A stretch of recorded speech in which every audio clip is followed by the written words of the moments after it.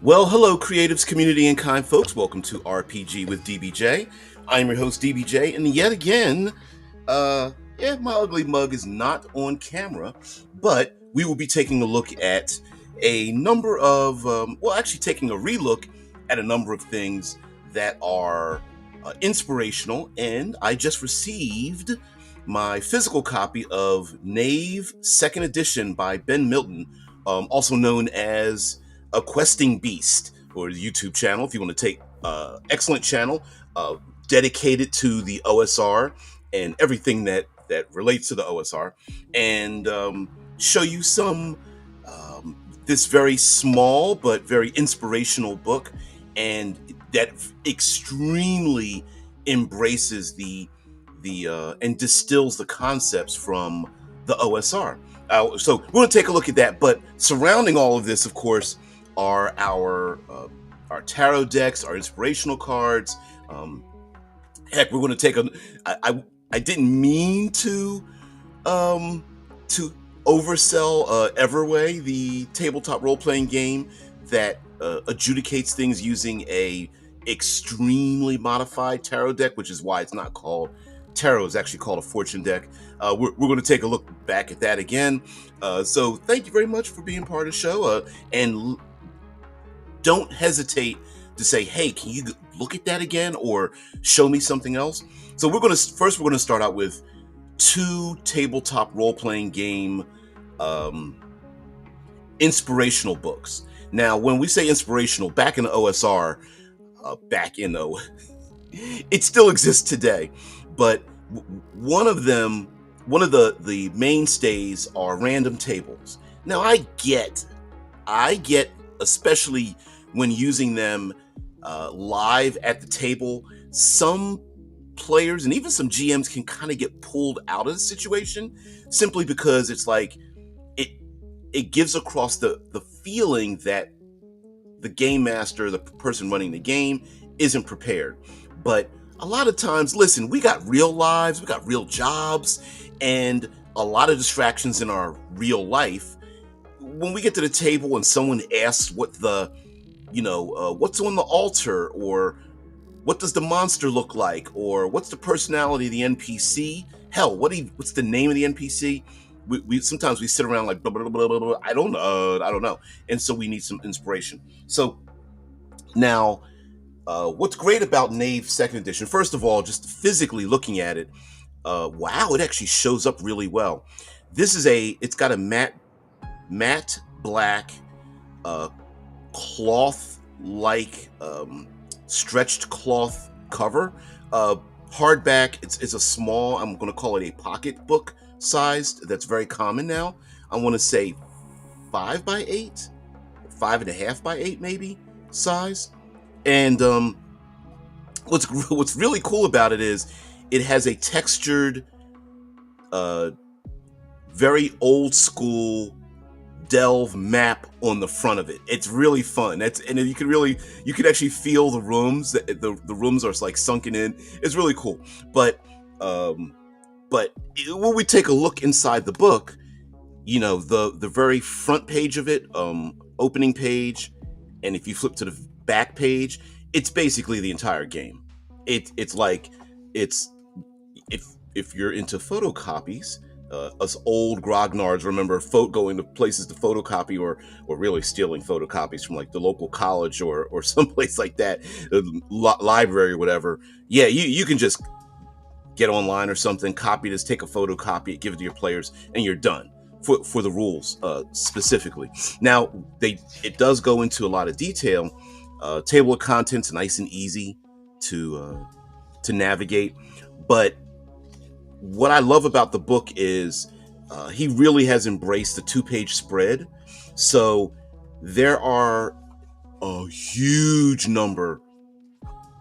Yeah. So now Drew says, okay, says my issue with random tables is not about how prepared the GM comes across, but that I prefer thematic play, and those tables are usually designed for some kind of world simulation.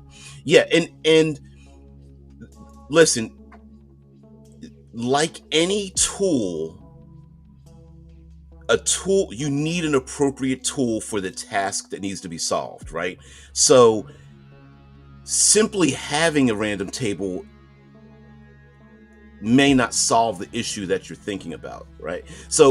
The so many times what happens when it comes to random tables is that some of their best uses are like, we're by ourselves, we've got 15 minutes before the game starts, and you need something to jumpstart your brain. Now, during game sessions, the reason why they are useful is because, again, someone asks a question, and like all of us at the table are like, I don't know. Well, I don't know. Well, I don't know. And then we can come up with some prompts to get to basically, again, jumpstart our inspiration about a thing.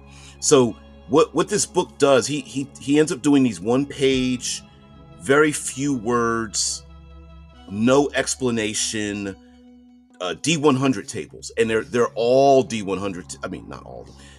There's a propensity for D100 tables. So as you page through Knave second edition, you'll get to like weather, and explains a couple of things with weather, how to use your weather, and then it'll just be travel shifts. And he uses the word shifts as if to say like, what you know, what strange thing happens during the weather or whatever, and then you get a D100 table. And the D100 table are just words. You might get something like Dust Devil, you may get Hailstorm, or you might get something strange like sulfur clouds or volcanic bombs, or what's something even stranger, and I think I just saw it too, solar eclipse, lava flow, insect swarm, northern lights, planet alignment, and now of course, will all of this apply? No. And he even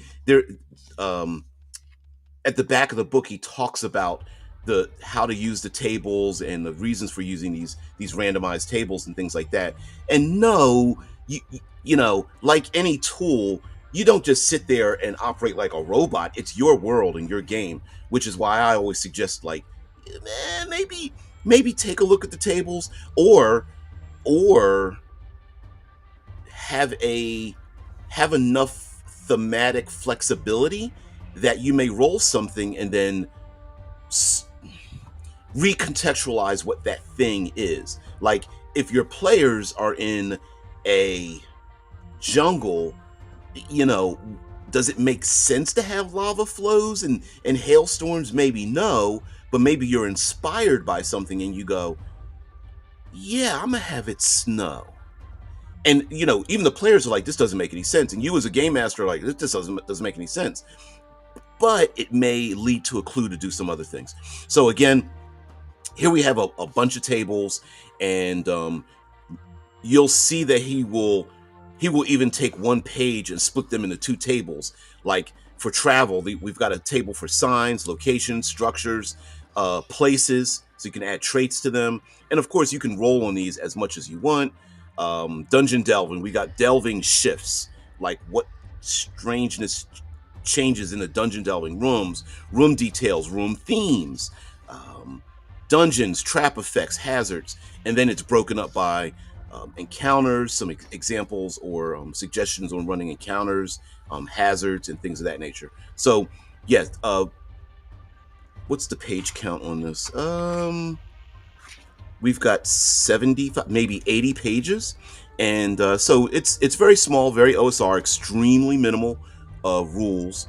But again, it basically tells you like relic magic, and then it gives you some suggestions, some rules, and then a ton of these randomized tables. And essentially, the suggestion on it is, yeah, we all know what the boring, you fantasy gaming, going through the woods, going through a dungeon, fighting monsters, but what makes yours more unique than anyone else's? And the strange things that arrive from a randomized table may be the thing that makes your gaming experience so much different, especially if we challenge ourselves creatively. Now, mind you, Knave Second Edition. Oh, actually, I'll do a comparison here. So Knave Second Edition, little small pocketbook, D100 tables, whatever. But there is a king. I dare say the commander of all things random, and that is the Dread Thingonomicon. And this is a system neutral book. This is from Raging Swan, and uh, Raging Swan has been around quite a while, and I believe it began as like blog posts, where during the blog posts there would just be these random tables, and those blog posts, and I'm sure the Patreon and such, were combined together into a massive tome of nothing but random. Here we go. Let's see. I'm trying to reach around my camera here. This massive tome is nothing but random tables after random tables, and I believe is it over 500 pages? 475 plus. And now this does go into some detail, and there's some artwork here to break it up, but basically everything in here are random tables, this entire book. And and sometimes it'll just have at the top, things to find in a necropolis, burial niche dressings. Let's see, page 113, lair features and lair dressings, and female green dragon names, male green dragon names, fairs and festivals, minor events. Page 161, nighttime sights and sounds, next to a page of daytime nights and sounds. Page 205, things near a steading dressing and such. Steadings, I guess it's a home or something. Number 17, a rough map of the surrounding area hangs on one wall. The crude map is etched into the back of a gigantic moldering bearskin. The map shows the steading, several nearby human settlements, and a cave mouth over which the words "Cavern of Whispered Death" is crudely written. And that's it. And these are just, again, all of these are just prompts, hooks, things to get the mind going. And that's really what we need, right? And many times is, I don't know what's on. This is looting the dead, right? I don't know what's on the dead body or what you find, but do we find dead bodies in fantasy gaming? Of course we do. And sometimes it may be like a note or a crudely drawn map or a love letter or something of that nature, a deed to property. And these are just like written notes. Maybe someone finds trinkets or children's toys, or of course your proverbial gemstones and things of that nature. But a lot of times what this like dread Thingonomicon has are little story hooks that, if the player's pulling that thread, you may go, that's what the players are looking for. Oh, they want to reunite this letter with their loved one. Wow, that's a great story. Rather than, oh, I found 50 gold pieces. Right? Like right here, it says looting a dead bard. And number 20, a golden signet ring bearing the emblem of an ancient elven noble house. The party might be rewarded if they return it, or they might be accused of murder. Right? And sure, it's a piece of treasure of sorts, but the ring might open up doors. Or the ring, now the players may not have any idea what this ring means, but if they're confronted by NPCs, and see, this is where we really want to be inspired. So anyway, this is the thing, the Dread Thingonomicon, and a great book for just being inspired. Smuggler's Lairs, and it just goes on and on and on. I mean, it talks about bulky treasures, difficult to sell treasures, things you find in bedrooms, minor magic item drawbacks, different obstacles. This is just a whole chapter on urban chases and rooftop chasing and obstacles and alleyway chases and street chases and being chased in a sewer and things of that nature. And sometimes we just, these are really great to put. Now, personally, I wouldn't necessarily suggest rolling on random tables all the time while we're always sitting at the table. That's not necessarily a good thing to do, because that uh, really leaves you sitting on your back, your hind legs on your heels. But if you have time to prep, definitely use it. Now, yesterday we talked about the. Come on out of here. Yesterday we talked about Everway, and Everway uses its own thing known as a fortune deck, and it is not a tarot deck. A tarot deck has what are known as minor and major arcana, and for us role players, we love ourselves those major arcana cards. I believe there's 22 in a traditional tarot deck. Instead, what we have here is a deck of over 60 cards, and they are now technically they did include the minor arcana in this 60 plus card deck, but what they did is, instead of using like what is it, cups, swords, pentacles, and tarot deck, cups, swords, pentacles, and rods, instead they used winter, spring, summer, fall, or better known as earth, air, fire, water, to create a suit of cards. And then they decided to overlap those suits and come up with different numerology and things of that nature. So yesterday, something that I didn't really get a chance to do is, like, how do you really like adjudicate what happens using tarot cards? And personally, it depends on how much detail you want. So, for example, when using tarot cards to adjudicate something, it's all interpretation. So first, you have to have your players on board with interpreting a meaning of something, and which means that you could describe a dinner that you're having with important nobles. You could describe a skirmish battle. You could describe having to navigate through mountainous, dangerous territory, and use a simple draw of the tarot deck or inspiration deck that you're using to adjudicate the success, failure, or complications that happen thereof. Okay? So much like, I guess, the closest thing you could make to this would be the Powered by the Apocalypse style games, where we roll dice, we try to describe what happens, and then we just we fill in the blanks. So that 3-week trek through the mountains could just be described off of one card draw. So, for example, here we have a number of cards. They are somewhat in order. I haven't shuffled these or anything like that. One of my favorites, I think, is like Drowning in Armor.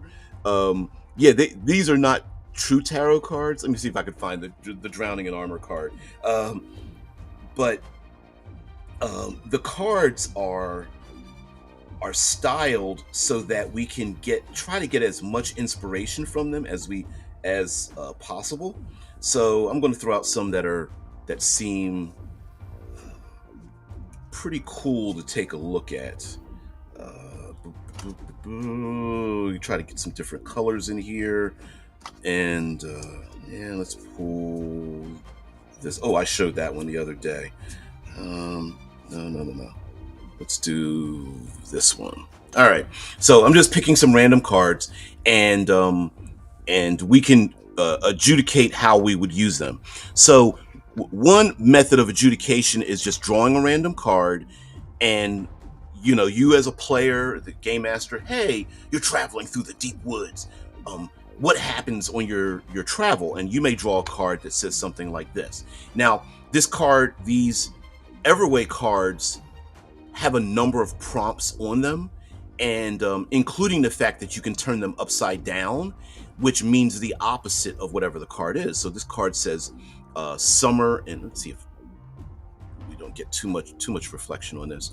So at the bottom of this card, it does say summer and it says energy.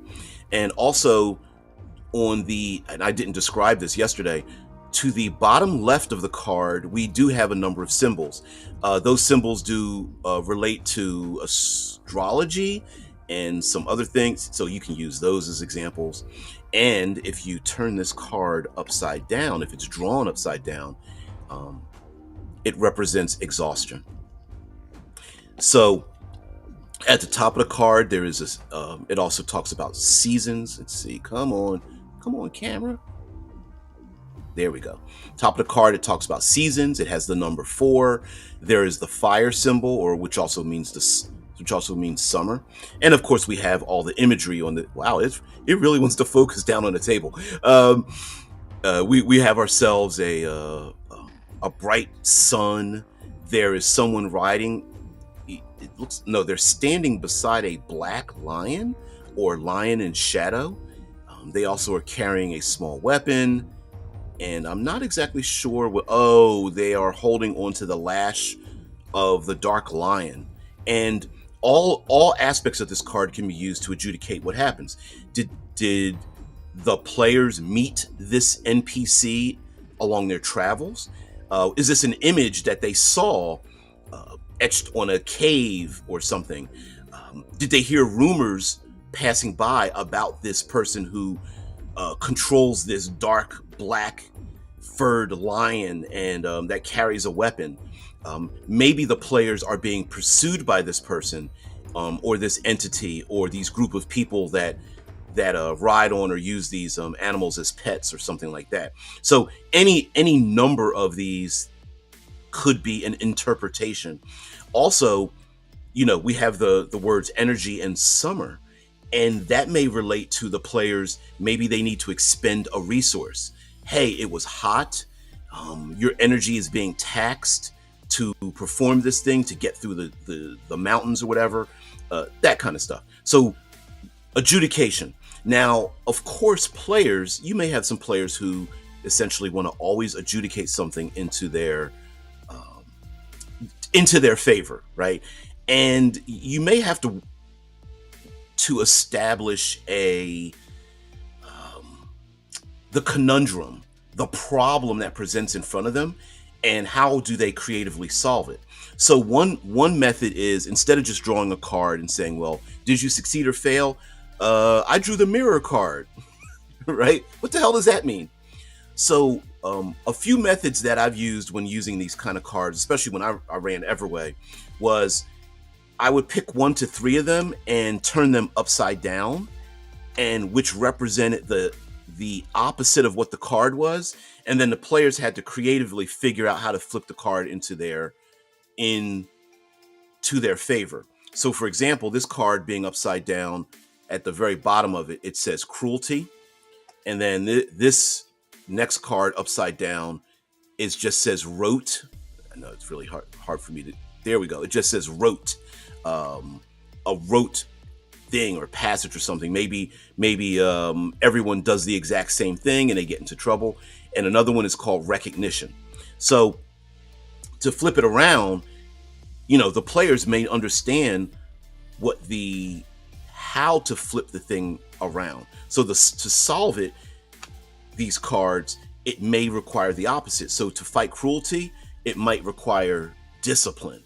And this can describe maybe an interaction in a city. For example, this card, it looks like some people are wrestling here.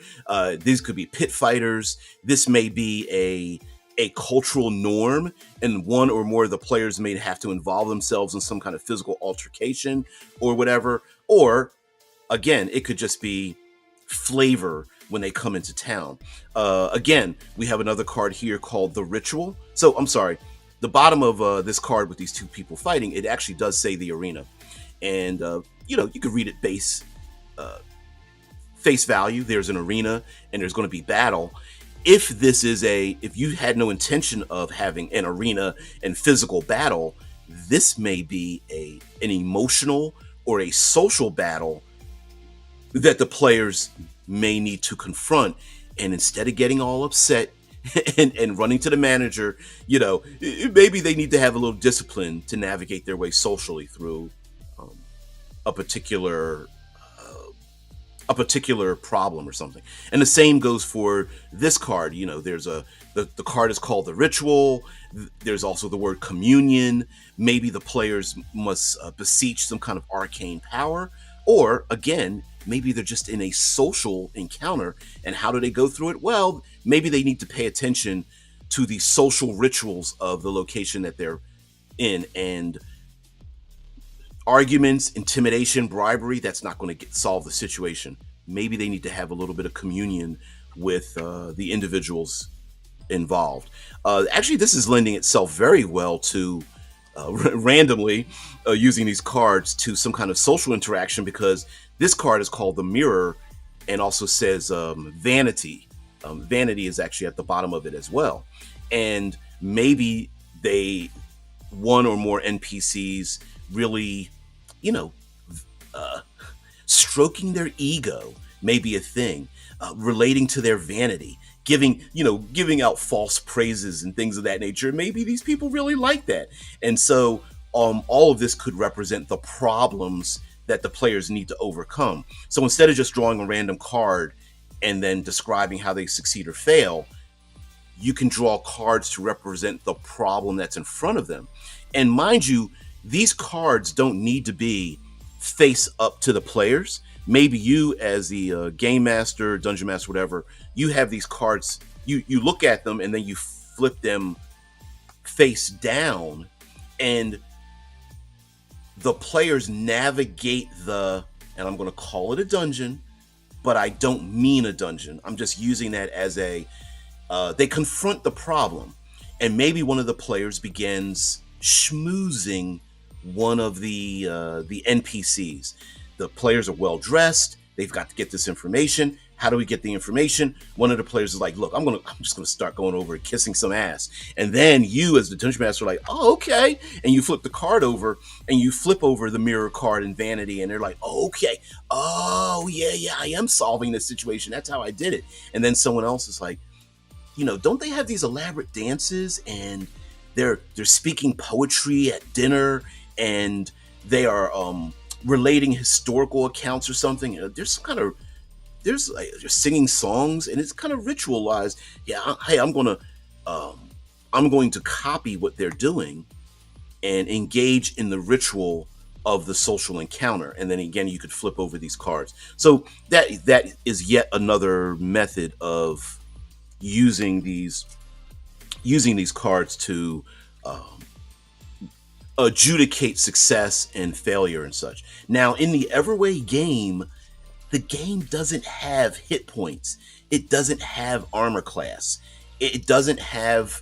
It has numerical. It has numbers, but they are not numbers to track. And so you, as the storyteller and the players, can come up with ways to use the numbers and the tarot cards to say, hey, listen, I've got a air score of 5. And air relates to thought and spoken words and language. You know, if hey, I'm a very intelligent character. I'm a very intelligent character, and I draw this card called the Chase. Hey, I'm going to navigate through the city to escape the guards that are chasing us, and I'm going to use my very intelligent character with a very high air score. Hey, if I run across the rooftops, embracing my air score, going to the high ground, and I draw the chase card, can I use this to escape the city? And all of those combined together, a card that has an air uh, symbol to it. It has a blue. This card specifically has a blue border to it. Um, at the very top, there is a number 5 with an air score as well. Maybe the number 5 matching the character's air score itself also helps to adjudicate their success. And who knows, this person's running with a small child being chased by something that looks vaguely like I don't know, it looks like a xenomorph in the background or something like that. Yeah, all of those combined may lead to success. And go, yeah, that makes a lot of sense. Now, let me pull some more of these cards randomly here. Mm-mm-mm. Oh, I pulled that yesterday. Wow. Wow. Somebody methinks really wants me to draw this card. So, whether you want to hand these cards out to the players, again, like using them like bennies, which is kind of what I did, you can also, there are also ways to draw these cards in patterns, like you would if you were a real person who's uh, doing tarot reading. And you can do the same thing, whether it's in world, like maybe they go to an oracle, or you draw the cards out as situations that they get into. And this is one manner of drawing the cards. So this is a virtue, this is a fault, and our third card is our fate. So a virtue card or virtue position means that this is the good thing. This is the thing that's going to help the PCs through the situation. Now, again, you don't have to actually have these face up. All these cards could be face down, and you as the storyteller, the game master, whatever, can be describing many of these situations. And when the players navigate their way through role playing towards that card to solve it. Now, one of the limitations of this is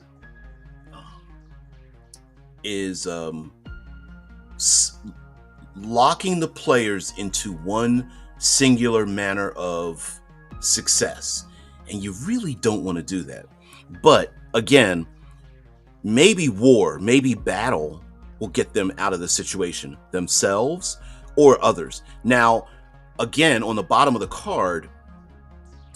card, it does say war, but it also says great effort. Now, great effort doesn't necessarily mean physical battle. Great effort could be willpower. Great effort could be dedication, and it may not even be the players. Maybe the players recruit individuals into their world that are in the game setting to take great effort to defend themselves or get themselves from maybe, I don't know, maybe there's an aftermath of a great storm or something like that. Our second card that I pulled is called Stockpile. Again, these aren't actual real tarot cards. They're just inspirational cards. They're from a fortune deck. Let's see if I can pull the box out over here. Boom, boom. There we go. Yeah, there's the box. Now, this one's called Stockpile. Now, stockpile and war really do go together. Maybe the local community has a stockpile of food and weapons, armaments and things of that nature. Or just like in this picture, it also shows that there's some chemicals in the background, maybe some books or things like that. So again, at the bottom of the card, it also mentions the word caution. And so, yes, to solve the problem, the players may have to engage in war or great effort. But one of the issues may be convincing them to reach into the stockpile. To be, maybe the community is so cautious that they're just stockpiling things, but they're not taking any action with it. And then we have our fate card, which I didn't even take a look at. And our fate card actually fits really well as well. It says the heavens, and then of course we have the word possibility. So maybe the possibility of this community defending itself, they can't imagine any other thing except barely fighting off the raiders that keep going after their stockpile food sources. And the players are like, you have to dream bigger. You have to dream further out there. Maybe are some loud but very minor voices that are saying we need to do things better, and the players navigate their way around it. So again, using these as inspiration. And of course, you don't need to pull them randomly. You could pull these cards and use them. You may pick 3 sets of 3 and describe the problem that the players have in front of them, and describe the problem that's around them, and use the cards just as a descriptor or visual reference or something of that nature. Hell, you can even slip slide these cards into the back pocket of the player characters so that the players will pull the cards out to confront the various situations that you want them that you would like to see the players navigate their way through, especially if the players are the type that it may run counter to their character design. So a battle-hardened warrior may need to express peace and tranquility. A magic-using character may need to think of a way out of a situation without calling upon great forces. Drew says war never changes. So let's have a stockpile in a vault. The possibility for some Fallout RPG. Yep. Hells yeah. I love the show. I don't know much about the Fallout lore, but the televised version of it gave me some great ideas. I really love it. Yeah, war. Yeah, what is it good for, right? Now, this is the deck of many things, and it also has next to it the deck of many fates, which is basically the deck of many things plus a few extra cards. And I'm going to pull these cards out here. This is what the cover of the box looks like. Now, the deck of many things is a staple in fantasy Dungeons and Dragons. And while these cards are not necessarily, again, tarot cards, they of course are inspirational. And so, and there's not very many of them. I believe there are like 20 cards for the deck of many things and another 20 for the fates. And absolutely positively, we can definitely use these cards like tarot cards. Now, the original deck of many things is one of these it's one of these gonzo draw cards, see what the hell happens to your character. And many a player character has tried to draw cards because they know it. Okay, let me go backwards. The Wand of Wonder, the Deck of Many Things, there's another magic item. It's a robe that has pockets on it. There's a bag of beans. There are these old classic magic items. Do you have one or both of the Mage tarot card decks? I have the first. Do you mean Mage the Ascension? Because I have the first edition Mage the Ascension tarot card deck. I don't have like any second edition cards if they ever came out, and I don't know where they're at. They're in my man cave. That's where they're currently at. I'll have to pull those out. Mage the Ascension. I haven't thought about that in a while. That's if you are talking about Mage the Ascension. For those who don't know, there's a classic card that Mage the Ascension uses as imagery. It's a person holding up. See if I can find this in the original tarot deck, and then and show you how they modified it with someone. They used the imagery to modify it. So Drew says yes. Mage the Ascension had one. Mage the Awakening had one too. I have both. Okay, you know what? I may go searching for that because the original Mage the Ascension. Is this the card? There it is. If I'm not mistaken, I believe it's the Magician card. This is the one that the Mage the Ascension card they did, and it was like a black gentleman that looked like an alchemist in a business suit. If I'm not mistaken, is how they permutated the artwork and stuff. Yeah. Because Mage the Ascension takes place in modern day, so they used a lot of those modern day cards. But of course, our point is, you don't need to be a tarot card reader to use any of these things. We absolutely can use them for for inspiration for stories, for NPCs, for problems that the PCs come confront. And I think sometimes we undersell their use. So this deck of cards is from the original. It's definitely from the original deck of many things. And whenever you would draw a card from the deck of many things, whatever the card said, that's what would happen. So for example, if you drew the gem card, and there's an image on here, it says gain 50,000 gold piece in gold and gems. Now, the deck of many things, the original version of it in the old DMG, didn't have a lot of detail, except for the fact that players could choose, I believe it was between 2 and 7 cards. I think you rolled a d6 and you could choose between 2 and 7. Players could choose how many cards they could draw, and then you were forced to draw that many cards.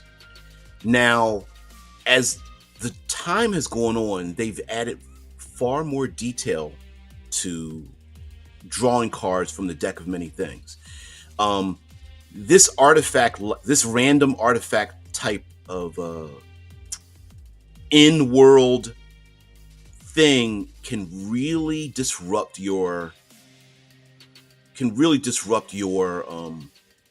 setting, because these cards can instantly kill players, transport them across the world, turn them into nobles and godlings, as well as changing their faces and shapes and alignments and purposes and classes and things. I mean, it's very transformative.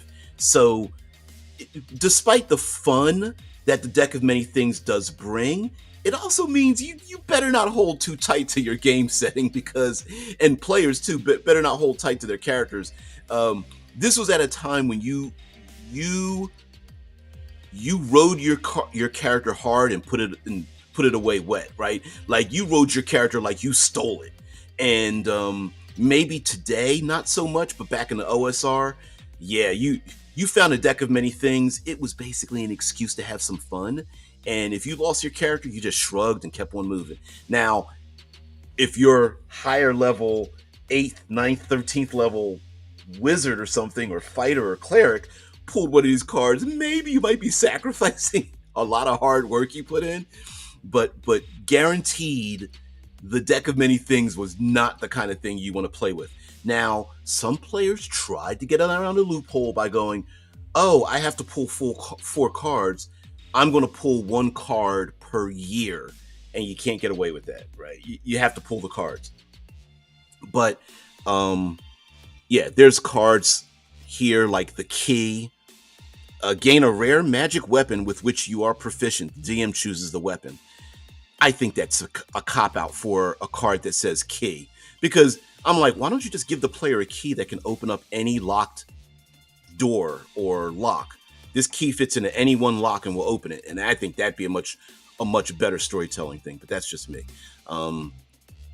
We have the Knight card, gain the service of a 4th level fighter. It is the same race as you and serves you loyally to the death. The One, gain proficiency in persuasion and double your proficiency bonus. You gain ownership of a small keep. If you can clear it of monsters, it is yours, right? And that's a little more storytelling. There's also the Comet. You must single-handedly defeat the next foes you encounter. If you do, gain a level. Yeah, things like that. So, now added to that is the deck of many fates, and basically they operate the exact same way. It's just to add some more variation, and of course, using these for classic OSR, Dungeons and Dragons, Fantasy D20. These should be more story focused rather than just like straight up bonuses. But many of them are designed to be that way. Like, for example, we have a card here: Aperture, Bastion, Covenant, Dragon. Like, in the Dragon card, you encounter a hostile dragon. I mean, it could have been a little bit more original in that, but like I said, these are intended to not only have encounters with monsters or things of that nature, but to tell a story. Now, what could happen is you can use these in game to say, like, you draw the maybe they draw the scorpion card and you put that as a random encounter, like at some point in the um, during their travels or whatever. And like this card says at the bottom, kill any one character no matter who or where. And it's very strange because could you give this to a player and that player can pull this card and like one shot anything? But it does say kill any character no matter who or where. Does that mean a player character? It doesn't say NPC and it doesn't say monster. But does this give the game master the ability to do that? You have to interpret these. They are very interpretive, and if you want to play a very lethal styled game, this kind of card could be drawn by a player or the game master, and you lay this down, and the player goes, "Ooh, who gets killed?" Right? And you're gonna have to need some players that will very much embrace the fact that these cards will instantly change change your life.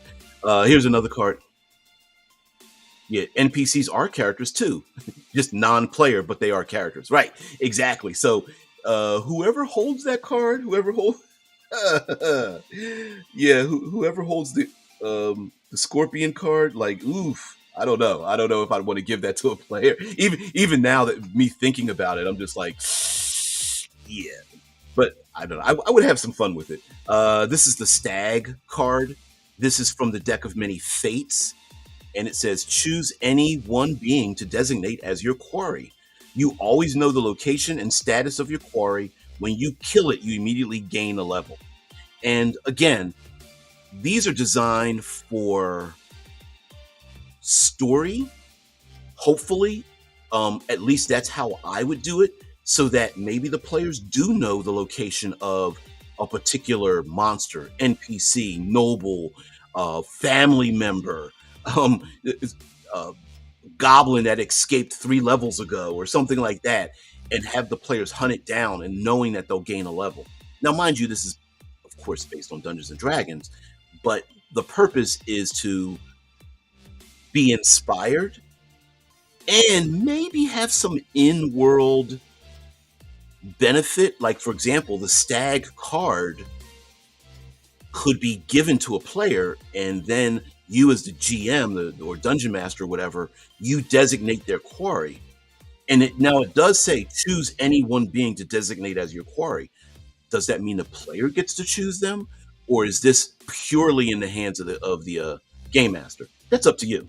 If you're going to bother using them, if you give this as a gift to a player, these cards could represent like instead of what's a good better way of suggesting this? Instead of playing to always gain levels, these instead could be given like feats, especially in an OSR style game. So this card could be given to any character class. It doesn't specify you have to be a ranger or something like that. But if you're playing very, very rules light, very simple, very low level, these cards could be like feats. So maybe a character has this and they have the opportunity to exchange it out for, I'm going to pick something different. I pulled the Tempest card. So maybe they later on in the adventure, it gets exchanged for the Tempest card. And it's like, you know, you can't get the Stag card back if you take the Tempest. But if you keep your Stag card, you can't exchange it. It's a 1-for-1. And so they exchange one for the other. And I didn't even read this one.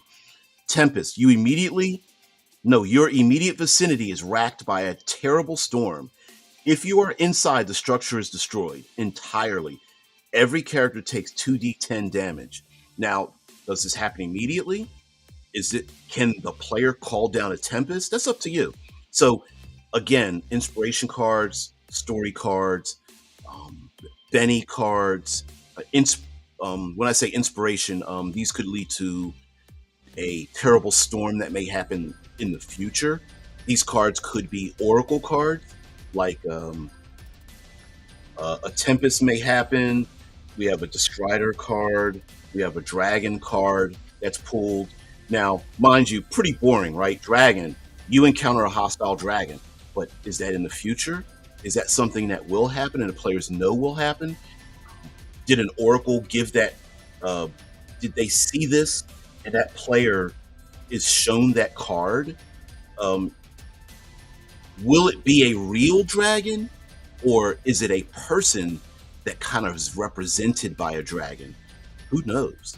You know, and a and when it says you encounter a hostile dragon, does that mean the dragon's after the players, or do they come upon a place that's being besieged by a dragon that is hostile? Right. So a hostile dragon may not even know who the player characters are, but the players may know that this may happen in the future. Heck, the players may come to a community that's like, listen, every time we've encountered the oracle and a card's been drawn, it's happened within 3 days. So we have to convince these people that they'll be besieged by a dragon. And they go, we haven't seen dragons in 1,000 years. Why would we believe you? And so that's one thing. So deck of many fates, deck of many things. Exactly, use them exactly as inspiration, like the tarot deck cards. Whether you give them to the players, you make it an in-world thing where the players, there are oracles around. Heck, you could even, if you wanted to do a bit of a, you could use the cards as a magic system instead of traditional magic. So the players, you could have the player draw a card face down. You could have the GM or whatever draw a card face down, and then a third card is pulled so that you could make it like a cost effect analysis. I don't know how to explain this. So I know what I'm thinking, but okay. So let me draw some random cards here. So for example, maybe the player draws like 3 deck of many things cards, and so instead of traditional spells, they have to draw a card, and it's like, all right, it's like 3 card money. Like, okay, you get a very powerful magic, but you don't know what it is. Which one do you want? And they flip over the rogue card, which says a non-player character of the DM's choice becomes hostile to you. The identity of your new enemy is unknown until they or someone else reveals it.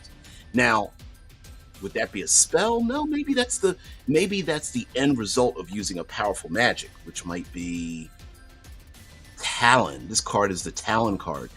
Every magic item in your possession disintegrates immediately. That's a strange thing to call the Talon card. Why wouldn't it just be called the Disintegrate card? Oh well, that sounds pretty horrible. Although I could see a character having the ability to disintegrate everything in someone's possession, if you wanted to use that as like a gift, or it could be the end result of magic, like, hey, we're going to use traditional magic in spell levels and things, but guess what? You got to draw a card. Every time you use your powerful magic, one of these side effects happens to the PC. The skull card says, this card summons an avatar of death. You must battle it alone or die. Every time someone attempts to help you, another avatar appears. I think these are really good, like, side effects of using magic, and maybe again using inspiration, using inspirational elements. I could see someone going like, hey, you know what would be really cool if we use a traditional magic system, but one, or you got 3 choices, you got to pick one, and that's what's going to happen to you if you use magic during the day. And it's like, does a strange undead monstrosity attack me when I use my magic, a or do I think I'm free and clear and someone tries to assassinate my character when I go to um, take a needed rest when I go to the inn or something like that. Like that would be pretty cool. Again, these are inspirational cards that have nothing to do with role playing, but of course, we can use these as imagery. We can use these as NPCs. We can use these as dreams. This can be a foreshadow. These are very glossy, extremely glossy. You can even see my ring light in here. Ring lights, multiple ring lights. But anyway, um, again, these could be family members, NPCs, and these are not specifically tabletop role playing. But this one says perfection. Reclaim your innocence.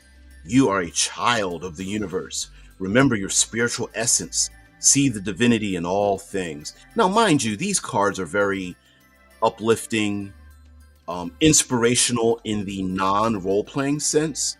Like maybe you draw this card for the beginning of your day and you go, I'm not feeling too good. And you draw this card and go, reclaim your innocence or something. Also, but I will say that this type of card imagery, and you'll find a lot of this card imagery, especially amongst like tarot card decks and things like that, because there's tarot card decks for every kind of theme. But some people want to draw cards, but they really don't want the negativity in it, and this could be part of it. This is non-attachment. Breathe. Allow the passage of time. Endings are new beginnings.